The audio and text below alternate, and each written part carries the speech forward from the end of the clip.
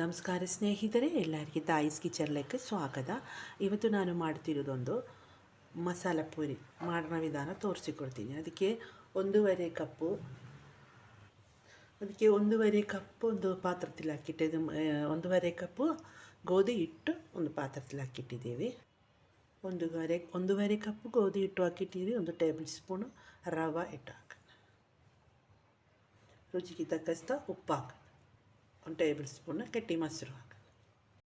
ಸ್ವಲ್ಪ ಕಸೂರಿ ಮೆಥಿ, ಸ್ವಲ್ಪ ಕೊತ್ತಂಬರಿ ಸೊಪ್ಪು, ಸ್ವಲ್ಪ ಕ್ರಶ್ಡ್ ಚಿಲ್ಲಿ ಹಾಕೋಣ. ಸ್ವಲ್ಪ ಅರಿಶಿನ ಪೌಡ್ರ್, 1/4 ಟೀ ಸ್ಪೂನ್ ಕಡಿಮೆ ಗರಂ ಮಸಾಲ ಎಲ್ಲ ಕೈ ಹಾಕಿ ಒಂದು ಚೆನ್ನಾಗಿ ಎಲ್ಲ ಮಿಕ್ಸ್ ಹಾಕೋಣ. 1 ಟೀ ಸ್ಪೂನು ಆಯಿಲ್ ಹಾಕೋಣ.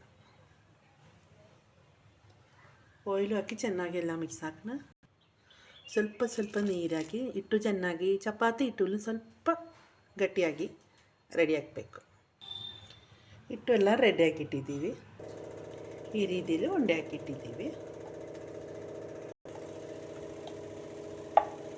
ಈ ರೀತಿಯಲ್ಲಿ ಎಲ್ಲ ರೆಡಿ ಹಾಕೋಣ. ಈಗ ಬಾಣಲೆಯಲ್ಲಿ ಆಯಿಲ್ ಬಿಸಿ ಹಾಕಿದ್ದು ಒಂದು ಪೂರಿ ಹಾಕಿಡಬೇಕು.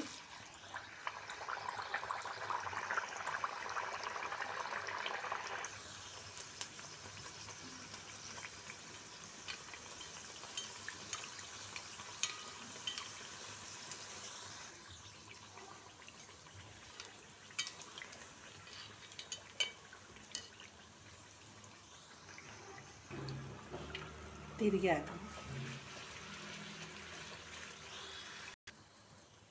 ಒಳ್ಳೆ ಕಲರ್ ಆಗಿದಲ್ವ, ಅರಿಶಿನ ಪೌಡ್ರೆಲ್ಲ ಹಾಕಿದಲ್ವ, ಅದಕ್ಕೆ ನೋಡ್ರಿ.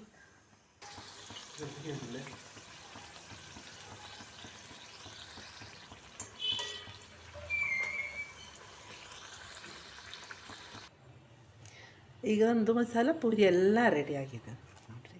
ಬೇಗ ಈಸಿಯಾಗಿ ಬೇಗ ರೆಡಿ ಆಯಿತು. ನಮ್ಮದು ಮನೆಯಲ್ಲಿ ಗೆಸ್ಟ್ ಎಲ್ಲ ಬಂದ ಟೈಮಲ್ಲಿ ಬೇಗ ಈ ರೀತಿಲಿ ರೆಡಿ ಆಗಬೇಕು. ನಿಮ್ಗೆ ಈ ಪೂರಿ ವಿಡಿಯೋ ರೆಸಿಪಿ ಇಷ್ಟ ಹಂಗೆ ಎಲ್ಲರೂ ಸಬ್ಸ್ಕ್ರೈಬ್ ಲೈಕ್ ಶೇರ್ ಮಾಡಿರಿ. ಫ್ಯಾಮಿಲಿಗೆ ಫ್ರೆಂಡ್ಸಿನೂ ಶೇರ್ ಮಾಡಿ ಎಲ್ಲರೂ ಟ್ರೈ ಮಾಡಬೇಕು. ಓಕೆ.